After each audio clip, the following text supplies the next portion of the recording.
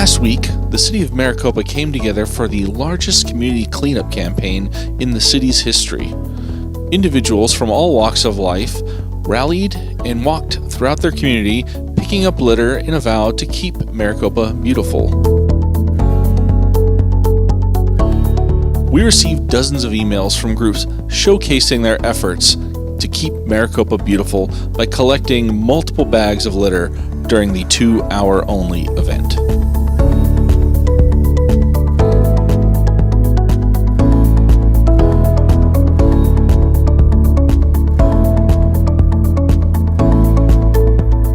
To learn more about the next community cleanup event, please visit keepmaricopabeautiful.com.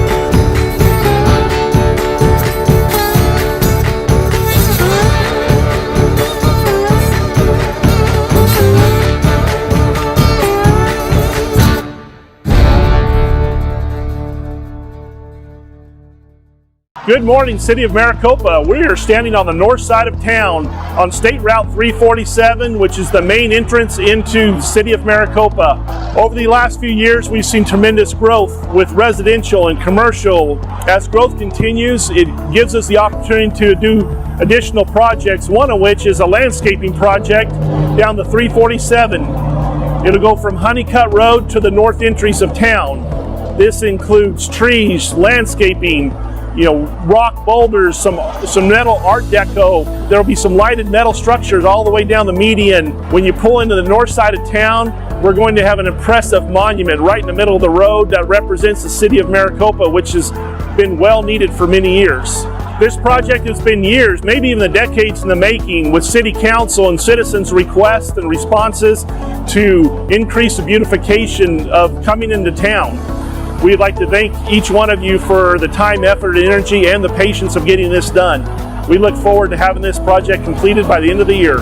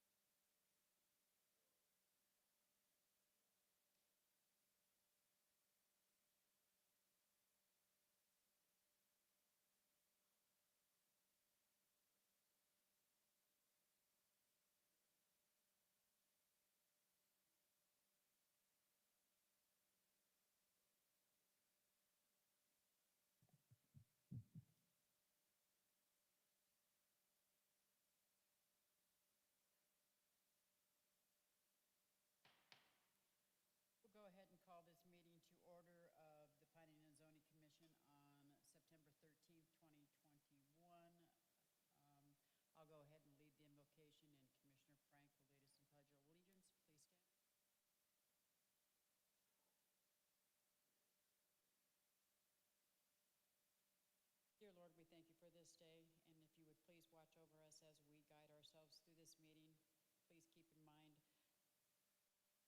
Please keep in mind all of the different items that we're doing for the city, and that we ensure that we are doing what is best for the city. Please watch over all the children as they continue to go back into the schools, and please watch over them as, unfortunately, we've heard too many of the drownings. Please watch over the families and help them protect those children that are affected, as well as the families. We ask this in your name, Lord. Amen. Amen. Amen.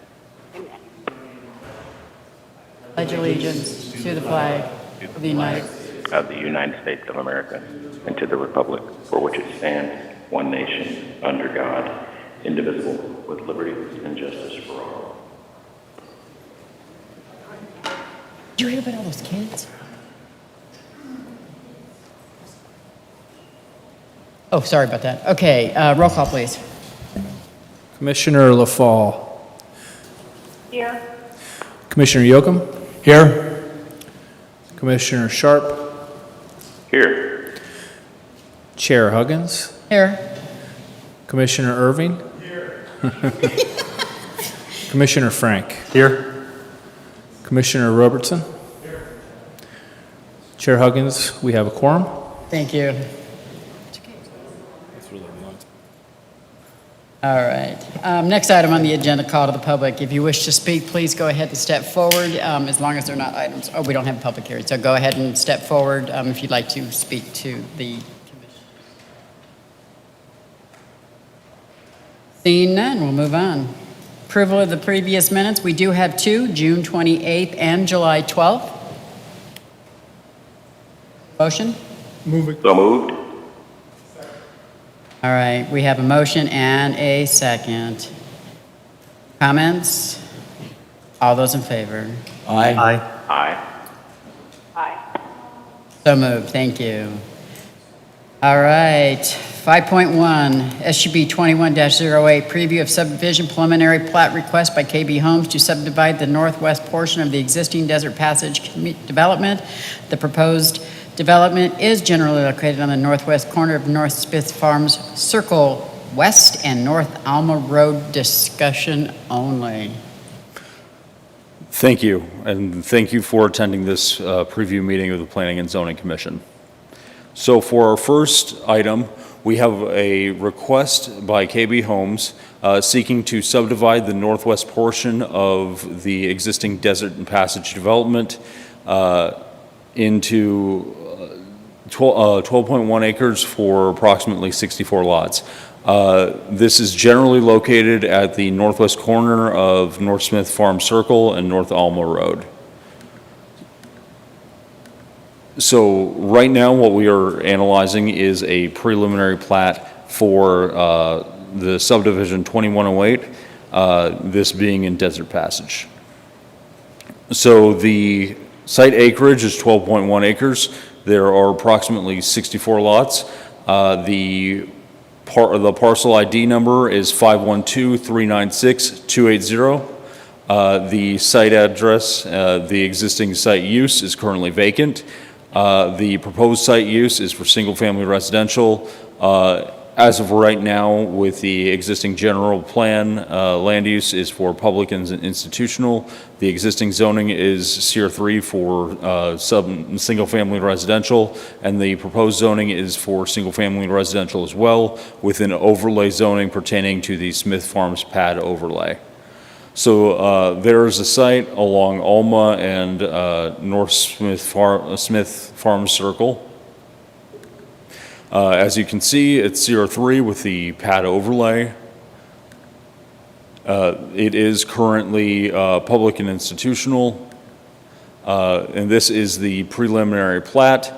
An overview of such, as you can see, the remaining parcels 1, 6, 7, and 10 have been subdivided and are active parts of the Desert Passage planned area development. And this is an overview of the preliminary plat. As you can see, it does maintain open space, and it maintains a certain level of continuity when compared to the remainder of Desert Passage itself. So this is the landscape plan. As you can see, it has a heavy number of trees, and it is landscaped appropriately, whereas much of the actual right-of-way itself within the interior of the boundary is reserved for single-family residential lots. Are there any questions pertaining to subdivision 2108? All right, let's go ahead and start out on the virtual. Commissioner Rachel, any questions? I don't have any questions, but I do have a comment that the speaker was fading, the voice was fading, so it's difficult to hear at the end. But no, I do not have any questions. Okay, Commissioner Sharp? No, I don't. I don't have any questions at this time. Thanks. All right, Commissioner Yocum?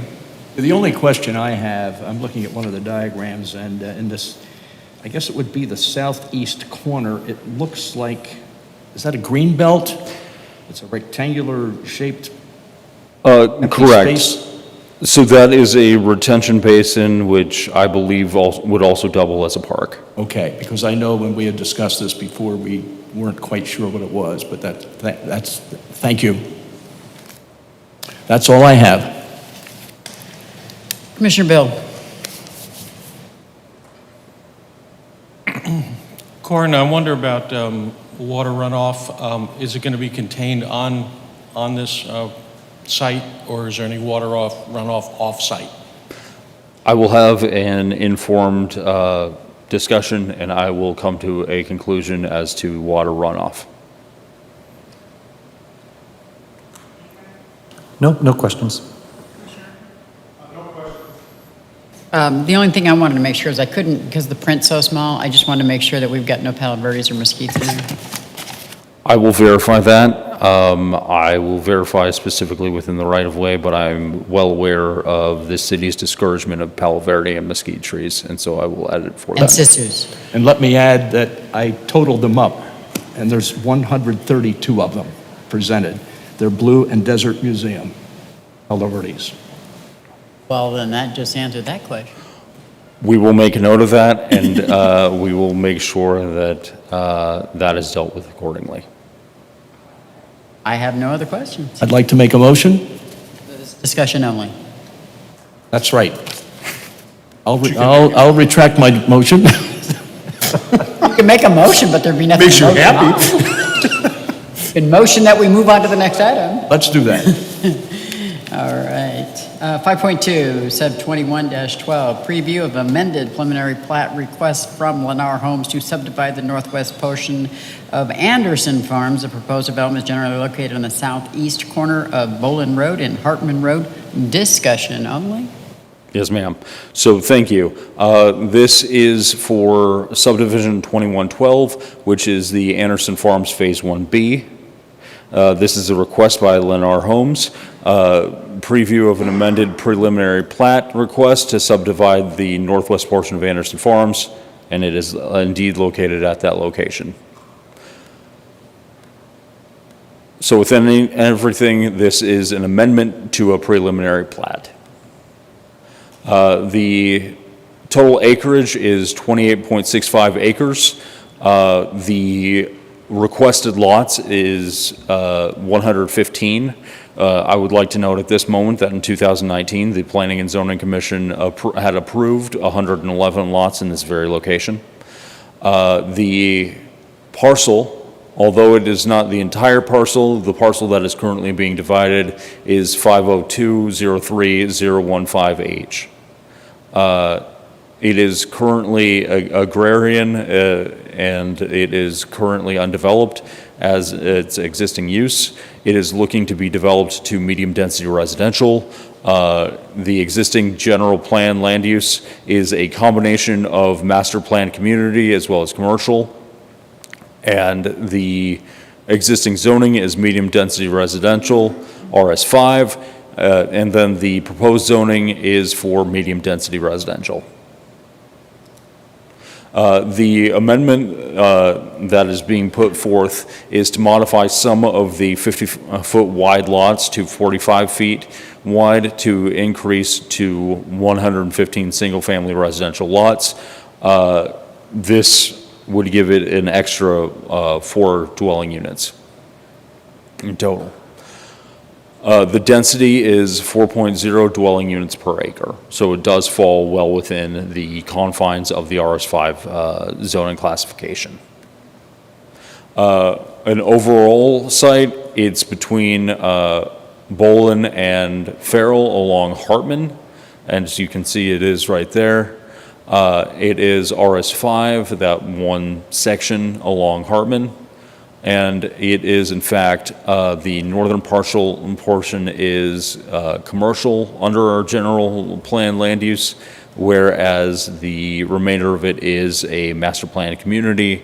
And so this is going to definitely fit within the master plan community element to it. This is the preliminary plat for Anderson Farms Phase 1B. And this is a more detailed version of the preliminary plat as well for the development. And so this is the landscape plan. Again, I will verify to make sure that the non-approved trees are not apparent there. That is something that I will verify between the preview meeting and the time in which we express action on this. Are there any questions pertaining to this development? Okay, we'll start out on the internet again. Miss Rachel, anything?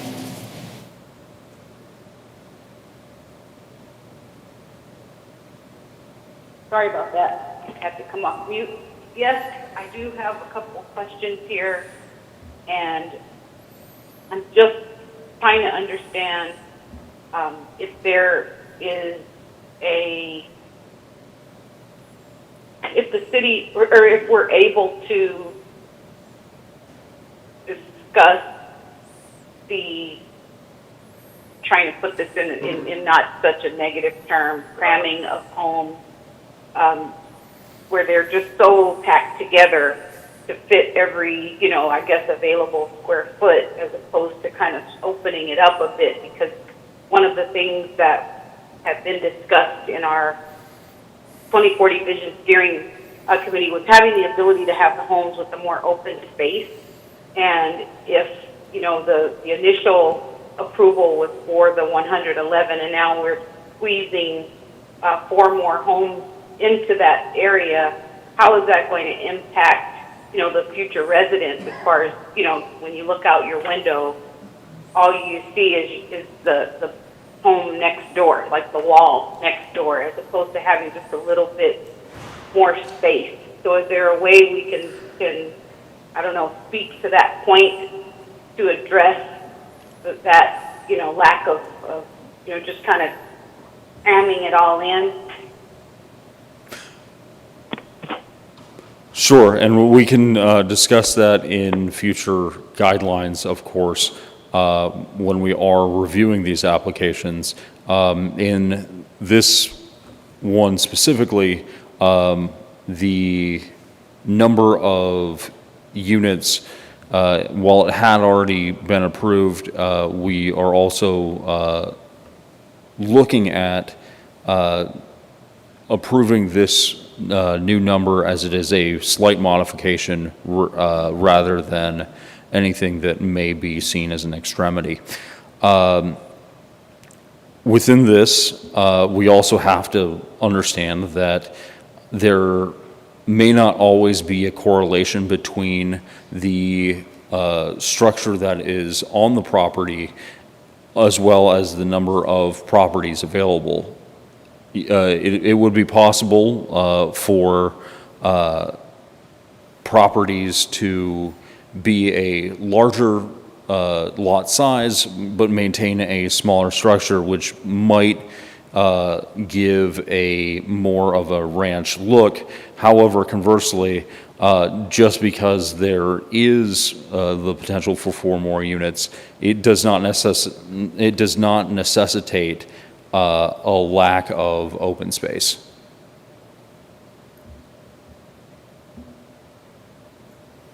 But we will take these guidelines under consideration.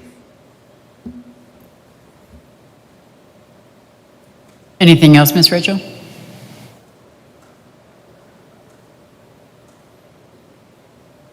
No, I apologize for these delays. It's because I'm trying to come off mute. Oh, you're fine. Commissioner Sharp, anything? I just have a couple of comments, if you will, and that's, you know, we've looked at Anderson Farms a few times, and so we've seen the maturation of this particular development over the years.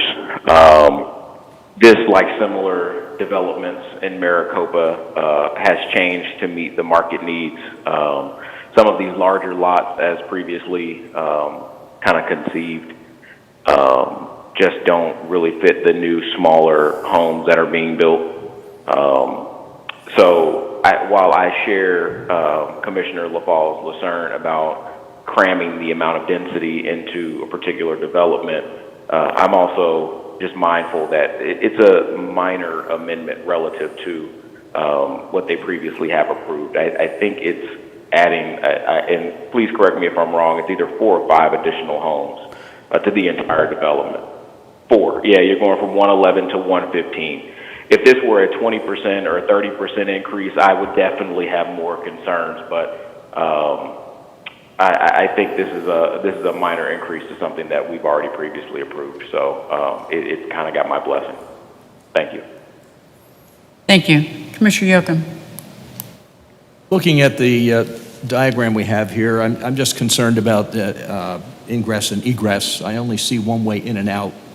That's one of my concerns. And just a comment, in the information that we received, the monument includes an element that looks a lot like our water tower, and I thought that was pretty neat that we included that. And that's it. Thank you. There's 2 points of entry.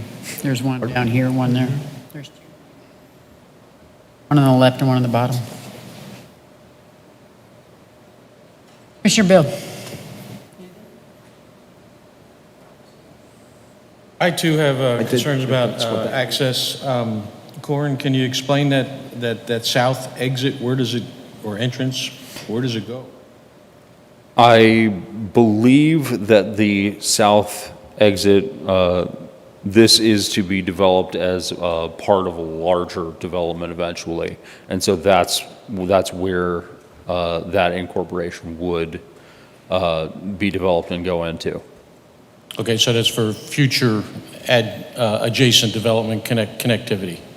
That would be my understanding at this time. And the dead-end cul-de-sac on the northeast corner, what is that?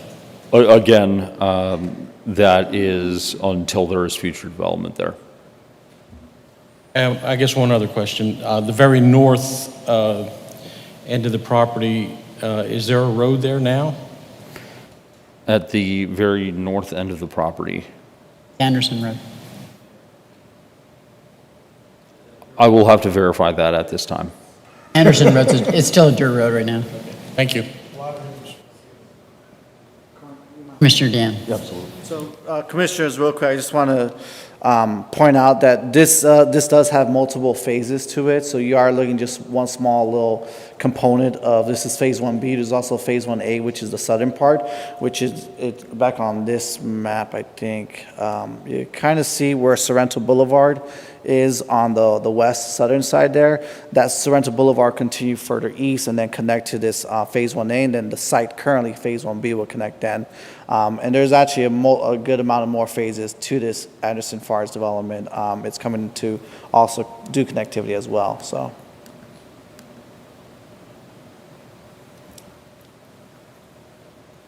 Sure, Dan. So yeah, I can appreciate the phasing, but just what if that future doesn't happen? Or is there any kind of time period that they have to construct those future phases? Otherwise, potentially they could be high and dry without another access. That's my concern too. And that is a valid concern to have. I will follow up with the developer and make sure that those concerns are noted. Okay, I have no other questions then. Along that line, we know that Anderson Road is a dirt road right now. Is there any, that's not owned by this development, correct? Again, transportation issues will be analyzed between now and the time of action. I guess what I was trying, So no, it's not. okay. Anderson Road is not closely related to the site. You have Hartman and. Oh, it's Bolin, I'm sorry. exactly. I meant So- Bolin. I meant Bolin, sorry. And then just keep in mind that this is Phase 1B, so Phase 1A has to come before Phase 1B. So these are being done, make sure that parcels does have independent access, are not dependent on the other parcels itself. So Phase 1B cannot be developed without the Phase 1A coming in first. So that will have 2 points of access for both. I think what you're hearing consistently across everyone, I'm not trying to speak for Commissioner Irving here, but I'm going to echo the same amount, is the accessibility of this with only one way in and one way out. I get the fact that, you know, we've got a south portion that's coming out and a dead end, you know, that's going to obviously be a cul-de-sac to the connecting. But to the point that was just made, what ifs? I mean, I guess what I'm kind of asking is there the probability of maybe making some sort of temporary access road and so that it's not dirt for these residents that are going to be living there until the rest of it is Yeah, no, and I think you're not, Phase 1A, because you're not seeing Phase 1A tonight. Phase 1A has already been somewhat already approved through pre-plats, and it's going to the final plat. If you remember, the Phase 1A does have a secondary access point back to the main arterial roadway, which also has its first primary access point off of Sorrento Boulevard. That So it might be does what have- some of the problem is Right, we and don't not seeing the remember whole that. big picture Yeah. of it. So maybe moving forward when we are looking at these pieces, is that maybe there's some sort of mapping that shows us what the entire overall picture is going to be when it is done. But we still have to look at the what ifs. Can I have my turn first? I just want to follow up on the point that I was trying to make, and that is 1A going to be built before this is? That's correct. It is. So that southern in and out is going to go somewhere at that? No. No. So Phase 1A is going to be built before, can't be built without, Phase 1A will be built first. My concern and then is that 1B. if it isn't, we only have one way in and out of this property. That's my concern. Yeah, I think what you're hearing, it's just one of a number of phases. The problem is much, I shouldn't say that, the issue is much greater, and we've talked about that before, is as we grow out, I think we're all, I can't speak for everybody, being bombarded that when is enough enough? And I think, to me, that's sort of the issue. And like we mentioned before, that at one point in time, it would be helpful for the citizens to see this plan as opposed to saying, well, this is going to be that, that's going to be that. Eventually, this is going to happen, and that's going to happen. I think there's a portion of the people I talk to who feel we've saturated already. I'm not saying I believe that. So I think at one point in time, it would really be important for us to talk about an overall thing, what's this going to look like, period, be it in, out, or whatever.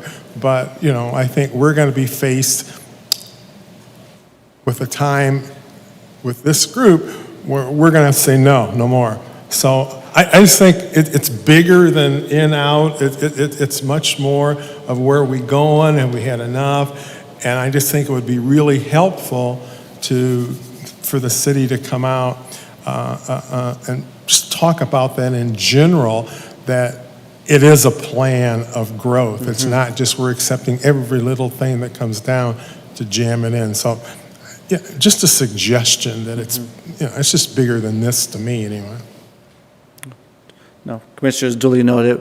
One thing will provide a full, somewhat built-out scenario of what this will look like, but also in the future, also find out future presentation of the overall growth of transportation network as well. Kind of like what we did for our quarterly meeting, that could provide you a general overview of that as well. So, Well, this is a discussion only, and this is a Correct. preliminary plat, so when it does come before us, it probably would behoove you guys to provide the entire scheme so that it is available for everyone to see instead of second guessing and wondering what ifs and the here whys and stuff like that.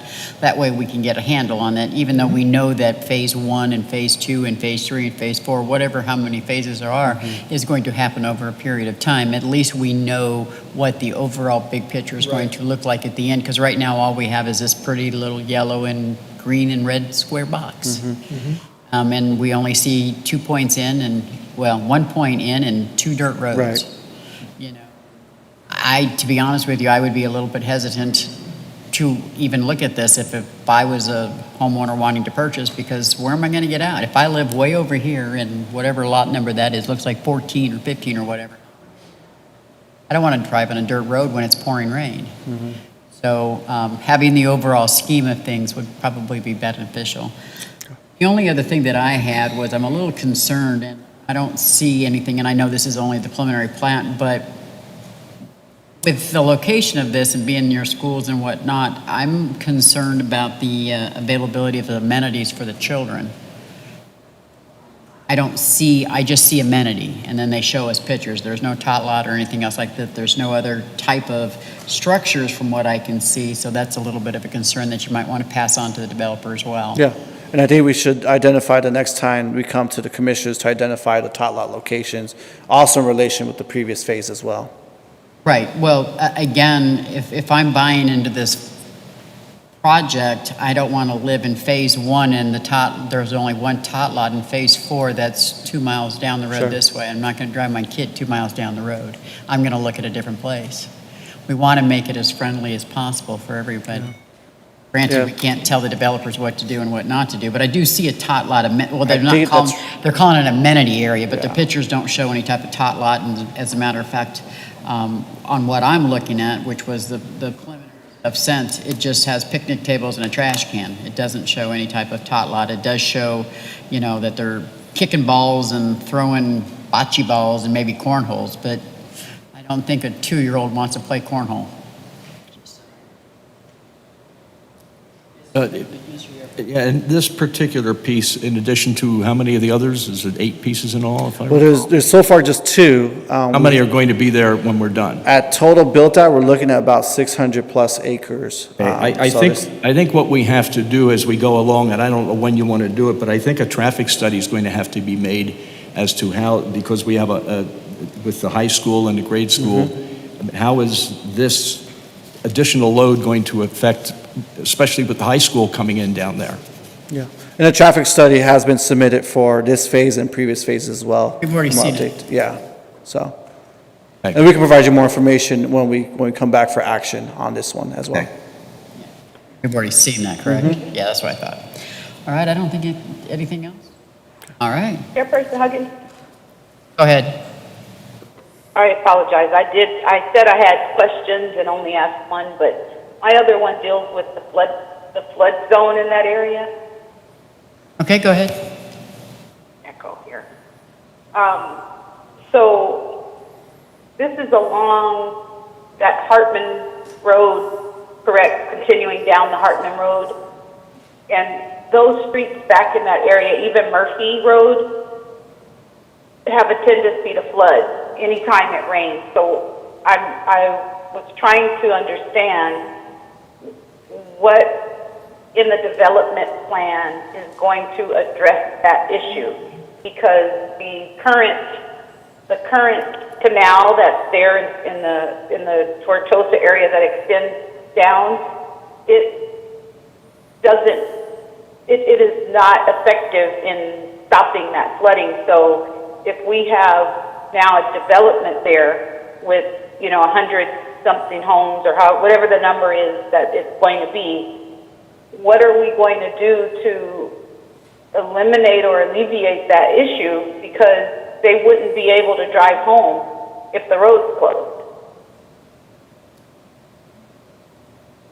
So I'd like that to be addressed, before we bring this back, so that we have a better understanding of, or at least I do have a better understanding of what is being done in that area, because those two main roads flood quite frequently when we have rain, of course.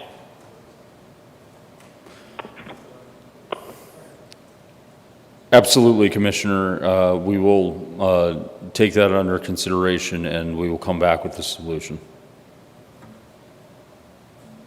Thank you. All right, anything else? All right, if not, we're going to move on to 5.3, SUB 21-20, preview of preliminary plat request for CBL on behalf of Crescent Bay Land Fund 1 LLC to subdivide the Red Valley Ranch pad. The proposal development is generally located at the southwest corner of West Farrell Road and North Anderson Road. Discussion only. Sure. So, request by CBL on behalf of Crescent Bay Land Fund, LLC, preview to subdivide the Red Valley Ranch pad, generally located at the southwest corner of West Farrell Road and North Anderson Road. This is a preliminary plat once again.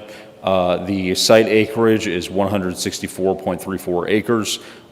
The number of lots is 544. The parcel ID number is 502070010. Its current existing site use is undeveloped, thus making it vacant. The proposed site use is for single-family residential.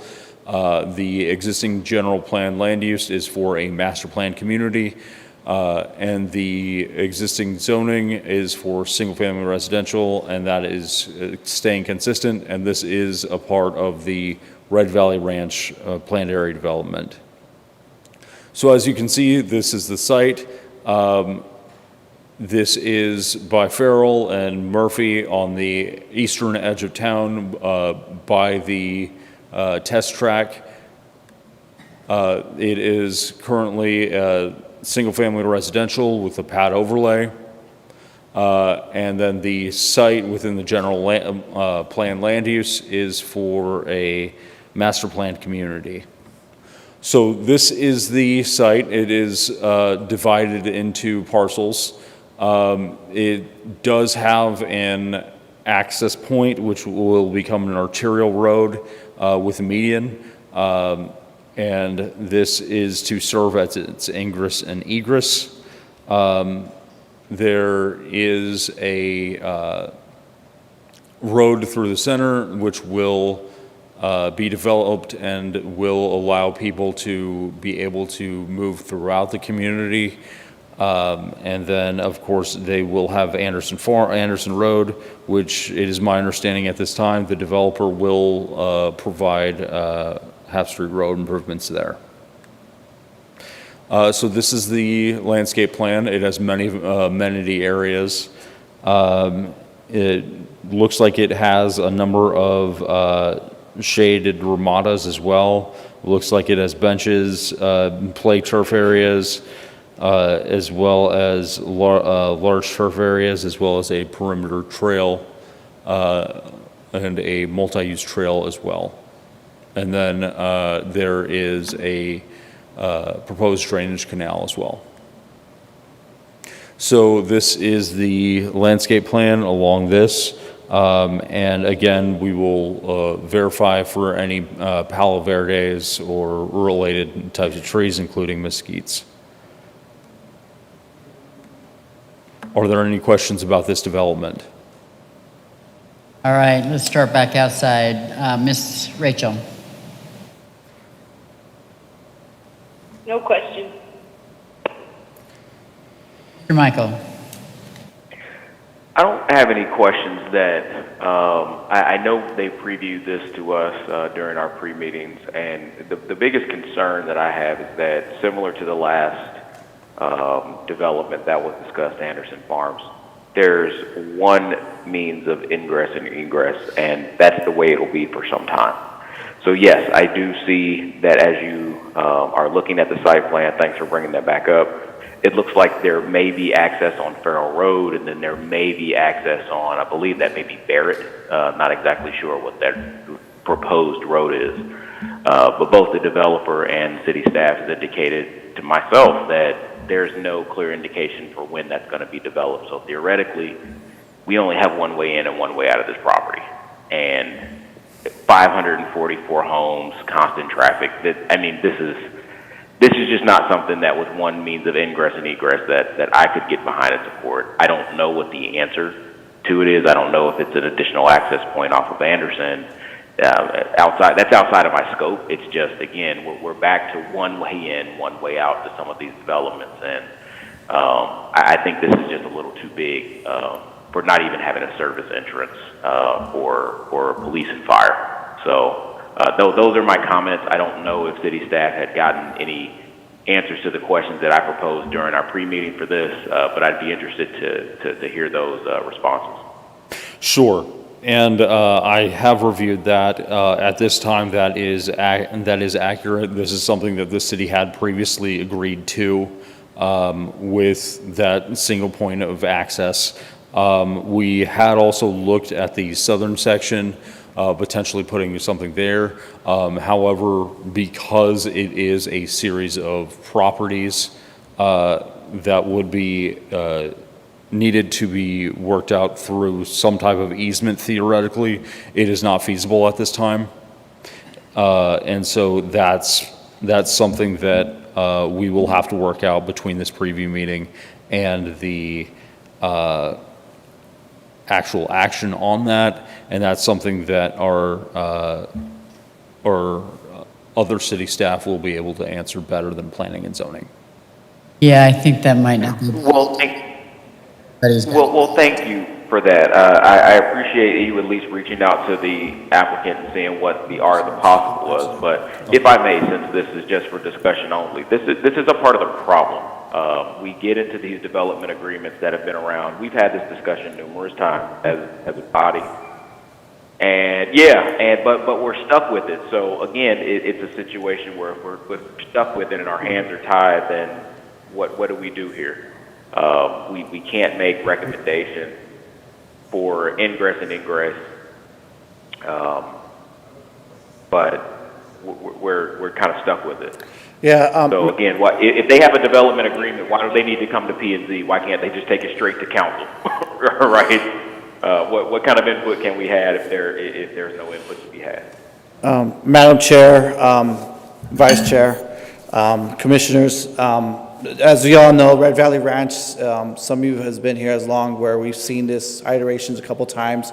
It has gone through PAD zonings with stipulations, as Corin mentioned, that does in a way handcuffs that this was the only solution, and only solution that the city itself felt that was allowed to have just one access point off of Faro. The only thing that I can clarify is that Faro Road is a divided roadway. It will be built out with somewhat two ways of roadways separated by a median. And to my understanding from the applicant is that that will act as 2 points of access. If one road were to fail with an accident, the second road will be opened up. But just keep in mind, those is something that the city has approved with those type of stipulation is somewhat, in a way, we're handcuffed from previous decision makers on those. So we're just continue to honor those type of contractual agreements through the zoning itself. Well, how about if we not tie your hands and you can bring it to us at the next meeting? Because I don't think you're going to get much support on this one. So I just want to clarify that for the next meeting. Expect that same answer when we come back for action. Well, I think there's a difference because this time around we're looking at 500 and some odd homes with one way in and one way out. And what concerns me, and I'm going to kind of jump ahead, and I don't normally do this, but my other concern is the drainage channel because there's nothing we can do on that. Now, maybe there's something that they can use with that drainage canal and maybe put like a bridge over it to make another point of access. That's something that actually looks possible as well. I'm just looking for solutions. So, but I can say that I'm not happy with one way in. I mean, I live in a subdivision right now that has 400, and if I had one way in, I'd be crying. I'd probably be. Commissioner Yoakum. I think this situation could run a lot more deeply than we think, and that is, we live in a very litigious society today. People just love to file suits for almost anything and sometimes nothing.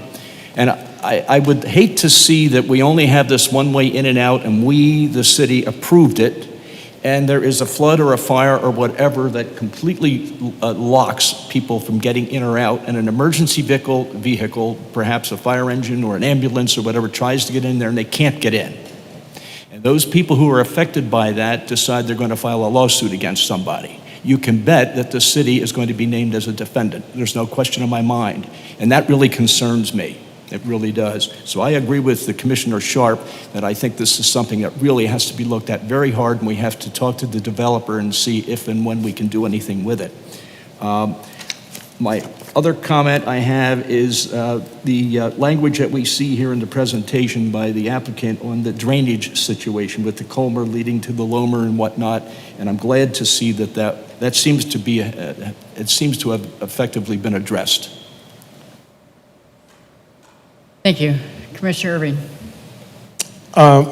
Yeah, I think you're getting the point that you're lucky there's no action to be taken. That's all I have to say. Commissioner Dan. So on this one, I noticed we kind of talked about it on a previous one where the lot sizes are getting smaller. This one is 42-foot wide lots. So yeah, is starting to concern me as well as how we're packing them in. I guess if they're selling and there's a market for them, who are we to say? But it's not exactly the community I would choose, you know. But, that is becoming a concern of mine too. Commissioner Bill. I believe that this section of Farrell Road is unimproved, is that correct? At the current time, that would be my understanding. I would have to verify. So is a developer responsible for improvements to that road? Again,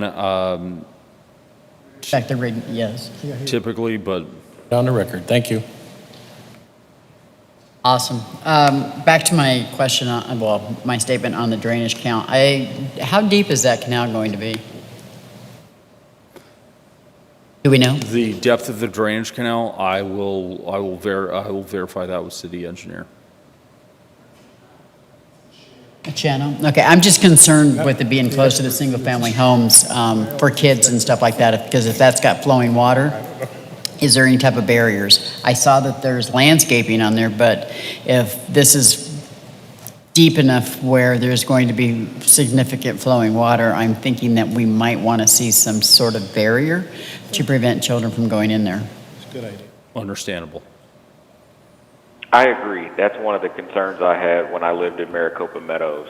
There was, I don't think it's nearly as big as this one because it's not serving as many farms, but there is an open drainage canal that always, frightened me. My dog fell in there once before, and I had to rescue him out, and it was a pain. But if we can get some proactive screening or something along that would be great.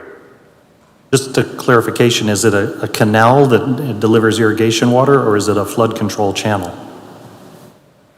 A canal would just be something that would have water and present a hazard all the time, so that we would like to see a fence on that. A drainage channel should be mostly dry and could actually be an amenity if done correctly. Yeah, it just says, I agree with that. I agree with that assessment too. trying to go back to where I saw it on the maps. So do we know, is it mostly full? I thought it was a farm irrigation canal, something that is probably usually full, but Okay. I could be wrong. That was just my assumption. Okay, yeah, I just thought I heard somebody say there was a drainage channel element for the project. I will certainly look to see canal. if it is a canal or a channel. Okay, It says Canal Row. okay, well, something to look at. It says 230 feet wide. Wide, at least. I don't know how deep it is. That's why I was asking how deep Yeah, it is. right. So yeah, just something to clarify. And then the north side is a drainage channel. Yeah, I just like to get some clarification when we look at this again. I will clarify it before action is taken.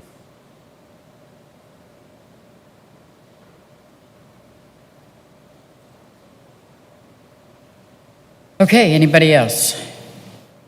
All right, seeing so, we're moving forward to 5.4. This is a text amendment, TXT 21-01, initiative to initiate a text amendment to the City of Maricopa zoning code update, section 18.115.120.c, to be consistent with ARS.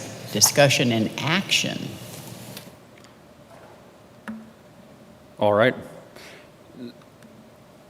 So a text amendment to the City of Maricopa zoning code, section 18.115.120C, political signs. What we are proposing is that the subsection be deleted and replaced with the following language.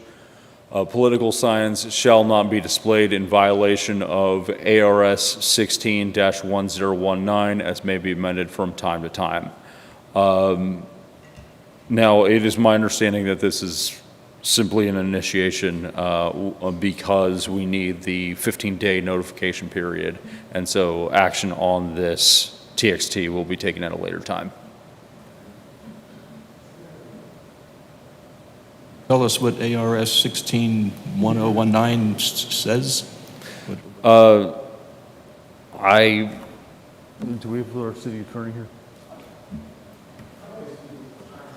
Yeah, it's basically, because our sign code, what we've done in our sign code is that we've basically copy and pasted every time the state changes their political sign timings of when political signs can go up. We've done this about twice already over the past 10 years where they've changed the laws and now we have to change our sign code. So this way, we're going to go ahead and just refer to the current state statute as it relates to political signs versus us constantly updating our sign code to reflect the current state statute. If we go along with this change and they change it 3 years later, we don't have to meet again and change it. Yes, right. So it's a quick text amendment. I'm sorry, Madam Chair, go ahead. I was just saying, was this because of this year's change? Yes. Okay. Yeah. We're only people who win. Don't know who won yet. No, it's between the general and primary and the general.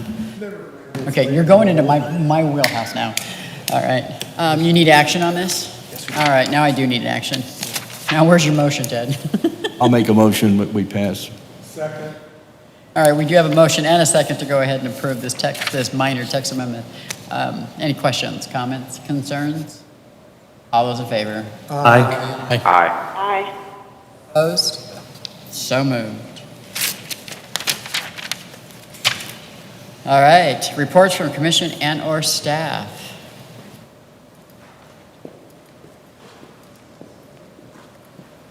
Madam Chair, Commissioners, Vice Chair, the only thing I have to report today is just give you upcoming meeting schedule. So our next P&Z Commission meeting is September 27th, 2 weeks from today. That will be at Copper Sky. That's for our 2 general plan amendments that will be somewhat for discussion only. Our first required public hearing to be held in the city of Maricopa at a different location other than council chambers. And then following that, we do have an item on October 11th. And then we also have October 25th and then potentially November 8th. So we are somewhat back to back on P&Z Commission meetings until the winter, until Christmas comes or holidays come in play. So once again, September 27th is our next scheduled meeting. That's at 6 o'clock at Copper Sky, followed by October 11th. More likely, that's already been advertised for one of our projects. So we'll have one for sure October 11th. And then our October 25th, that'll be back here, and that's October 25th is actually, we have a good agenda size with these 3 cases and our 2 general plan amendments. We're looking at about 5 items to review. So that one's going to be somewhat lengthy. And then after that one, we're looking at November 8th as our next, after October date. I don't expect to have a P&Z Commission meeting the week of Thanksgiving, so thank you for everything you guys do for everything. So no, we will not. Okay, sorry about that. So the 27th is at 6 p.m. Copper Sky? That's correct. And the rest of them are 6 p.m. here? Yep, October 11th and October 25th. And then the 8th? And the 8th, yes. At 6 PM here. Correct. Bill said no for the next one, right? 27th, no. And then lastly, we're staffing up. Brittany Orion, if you want to just kind of wave. She's our operations specialist. She will be, she just got hired earlier last month. She'll be taking on the role of secretary for our commission. So any questions, comments, concerns, please email her. She's been CC'd on a couple of our emails, but she'll be the one taking lead on future secretary roles and also all the backup information as well. Awesome. Did I hear correctly that we have a September 27th meeting?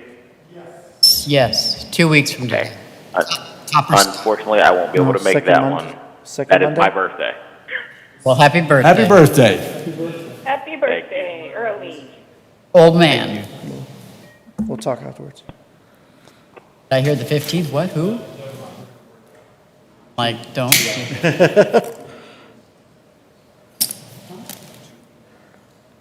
Yeah, well, It's getting close to a quorum. that's still quorum.